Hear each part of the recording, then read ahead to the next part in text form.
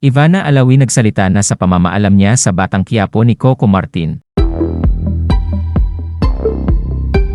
May bagong anggulo kung bakit mawawala na ang karakter ni Ivana Alawi as Bubbles sa Ang Batang Quiapo. Hindi raw sila okay ni Kim Domingo. Si Kim ang bagong karakter na papasok sa Ang Batang Quiapo pero hindi pa sinasabi kung anong pangalan at magiging papel niya sa serye. Matatandaan na nauna nang nilinaw ng kampo ni Ivana na hindi siya tinanggal sa serye, kundi kusa siyang nagpaalam na lilisanin na ang palabas dahil pagod na di umano siya sa mga puyatan at magdamagang taping.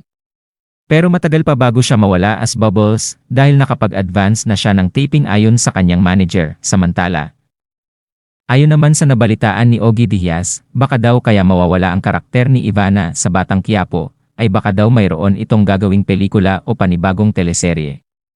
Sabi pa ni Ogie, ngayon may isa pa akong nabalitaan. Nabalitaan ko lang naman ito, parang may something ngan itong si Kim Domingo at si Ivana Alawi noon pa. Ang narinig ko pa kung gaano katotoo ito at itanong na rin natin dito, na itong si Bubbles o Ivana Alawi ay nakipag-usap sa upper management para sabihing hindi niya gusto na makaeksena itong si Kim Domingo. Kaya raw nag-resort na patayin na lang ang karakter niya, kwento ni Ogie, hirit ni Josa Poco, uma-attitude. Natawa naman sina Ogie at Mama Loy sa komento ni Josa Poco.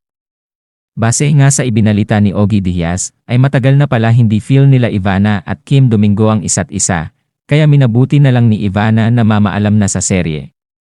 Isa pang hirit ni Ogie, na kaya idinahilang ayaw daw makasama ni Ivana si Kim, kaya papatayin ang karakter niya, ay dahil hindi na nito naasikaso ang kanyang pagbablog, at kailangan na niyang mag-focus sa kanyang YouTube channel na mayroon ng halos 18 million subscribers.